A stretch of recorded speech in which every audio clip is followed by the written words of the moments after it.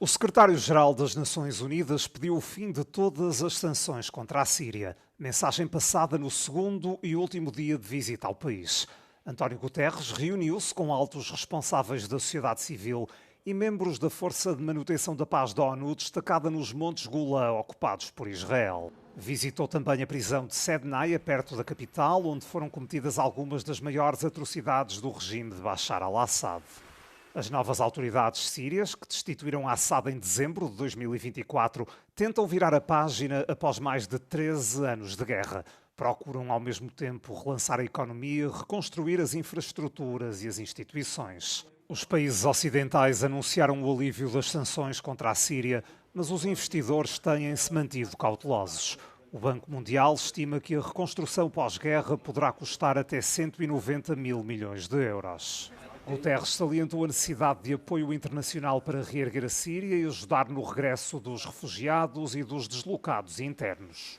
Desde a destituição de Bashar al-Assad, cerca de 1,7 milhões de refugiados regressaram a esta nação do Médio Oriente, segundo a ONU. 5,5 milhões de sírios continuam deslocados internamente e 6 milhões no estrangeiro.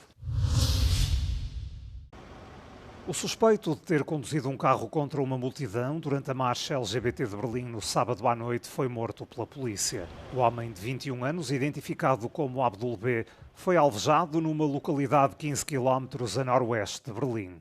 O governo federal alemão já classificou o incidente como um atentado terrorista islâmico. Uma mulher morreu e outras 29 pessoas ficaram feridas. Nenhuma delas tem a vida em risco.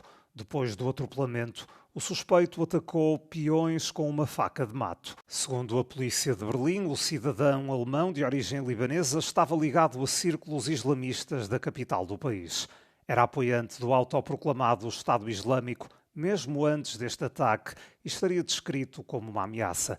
Terá tentado juntar-se ao grupo terrorista, mas acabou por ser detido na Alemanha em 2025, quando regressava do Líbano. Tinha sido libertado em maio deste ano. O chanceler alemão esteve no local do atentado e prestou homenagem às vítimas. Friedrich Merz afirmou que vai defender a liberdade e impedir que o terrorismo se alastre na sociedade germânica. Mais de 350 mil pessoas foram obrigadas a abandonar as suas casas em França e Espanha devido aos incêndios florestais devastadores. Em França, o incêndio está atualmente a alastrar-se com maior intensidade na região de Gironde, perto de Bordeaux, com as chamas a aproximarem-se dos limites da cidade a menos de 15 km de distância. Também surgiram novos incêndios na região de Landes, no sudoeste do país. Enquanto milhares de bombeiros trabalham para conter as chamas, as autoridades francesas detiveram 3 pessoas sob acusação de incêndio florestal. Em Espanha, os bombeiros conseguiram controlar o incêndio que assolava a zona a oeste de Madrid, contudo outras 15 mil pessoas tiveram de ser retiradas da região costeira de Valência, onde os bombeiros combatem um novo incêndio ao longo de uma frente com cerca de 20 km. Segundo o primeiro-ministro espanhol Pedro Sánchez, o país enfrenta tempos difíceis e está claramente a sofrer os efeitos das alterações climáticas. De acordo com as previsões meteorológicas, espera-se que as temperaturas subam drasticamente na maioria das regiões afetadas nos próximos dias. 10 pessoas morreram e 23 ficaram feridas depois de uma cheia repentina provocada por chuvas intensas ter atingido no domingo um local turístico no noroeste da China, segundo os meios de comunicação estatais. Uma enxurrada de montanha deixou vários campistas encurralados numa zona turística da província de Gansu, a cerca de 1.200 km a sudoeste de Pequim. O local, conhecido pelos prados alpinos e pelos ribeiros de montanha, é muito procurado para acampar no verão. Os feridos foram transportados para o hospital e 174 pessoas foram resgatadas, segundo a televisão estatal CCTV. Grande parte do sul da China esteve em alerta devido ao risco de cheias depois de um tufão ter atingido terra durante a madrugada. Em várias zonas de Gansu registaram-se também fortes chuvadas, levando as autoridades a emitir avisos de mau tempo. A descida do caudal do Danúbio está a revelar um cenário pouco habitual em várias zonas da Hungria. Em Budapeste, o baixo nível de água deixou completamente expostas as fundações da Ponte Margarida. O fenómeno tem atraído visitantes à Ilha de Areia, que surgiu no meio do rio. földnyelv, meg az átjáró a Margit híd alatt szokott látszani.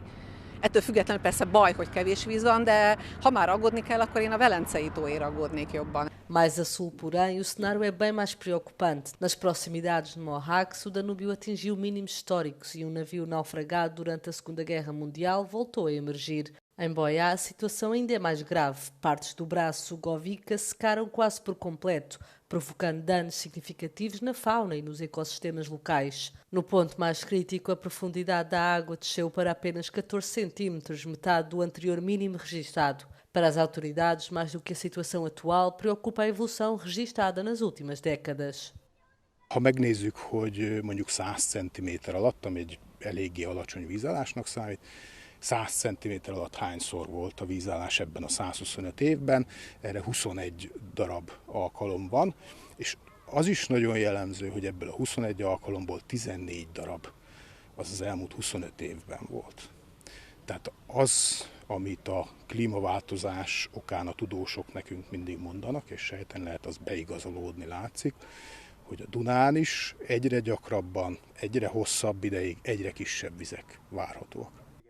O especialista explica que no passado, mesmo em períodos de pouca chuva, o degelo dos Alpes contribuía para alimentar o Danúbio. Com o recuo acelerado dos glaciares provocado pelo aquecimento global, essa reserva natural de água tem vindo a desaparecer. A Duna alacsony vízállása itt Baján látszik a legjobban. A Sugovicán lényegében át lehet sétálni. A legnagyobb problémát az jelenti, hogy itt nem lehet megnyitni egy csatornát, mint egy tónál, hanem meg kell várni azt, hogy még több víz érkezzen, és a klímaváltozás kevésbé éreztesse a hatását. Siposogyi Zoltán, Euronews, Baja. Dia de recorde na Bolsa de Xangai com a cotação da CXMT. As ações da empresa subiram 472% logo no primeiro dia no mercado bolsista, uma capitalização de cerca de 415 mil milhões de euros. A CXMT é a maior fabricante da China de circuitos integrados de memória. Hoje tornou-se também a empresa mais valiosa cotada nas bolsas do continente chinês. É certo que já vinha embalada pelos valores da oferta pública inicial, também a maior de sempre da China continental. Atrás destes números está o investimento em inteligência artificial que fez explodir a procura por semicondutores e circuitos integrados.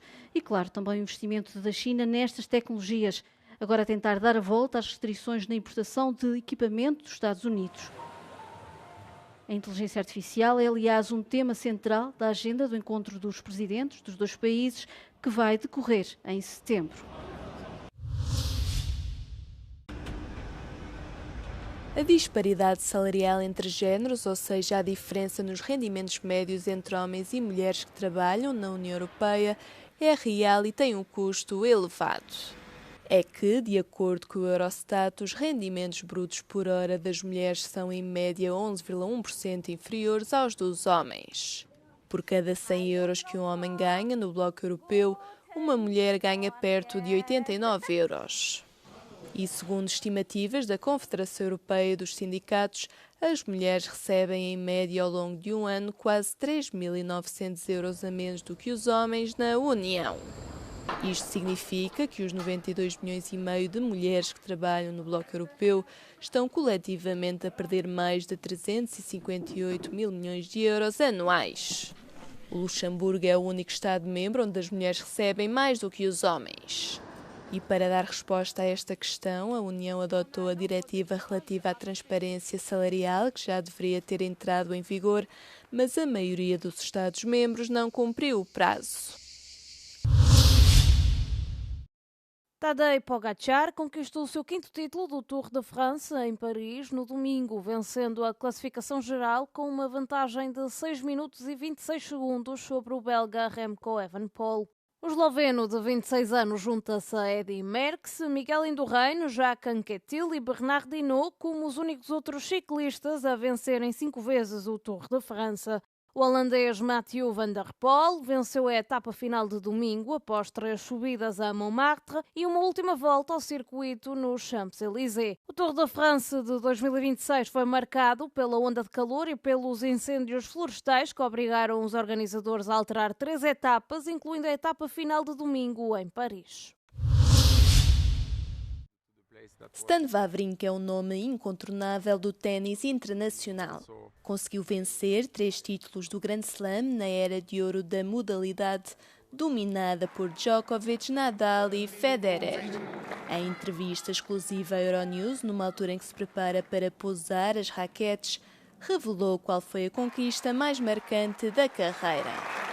It's always difficult to find one especially, but if I have to pick one, I like the French Open final 2015 against Novak Djokovic. For me, it was an unbelievable feeling, unbelievable match, playing Novak, #1 in the world at that time.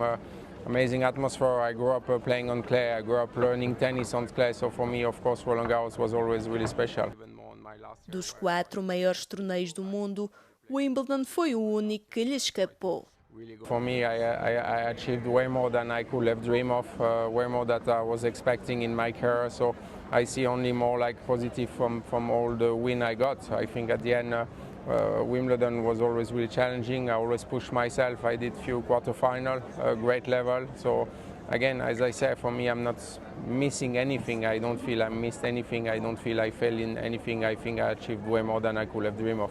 Sobre o futuro, não quis fazer grandes revelações, mas não rejeitou a possibilidade de se manter ligado ao ténis. Tennis will always be part of my life, that's for sure. But for now, you know, I still have few months to play. I want to push the best way possible, try to find the best balance possible between enjoying and trying to win few match still. So, and then, as I say, I need to chill a little bit, take some time off, of course.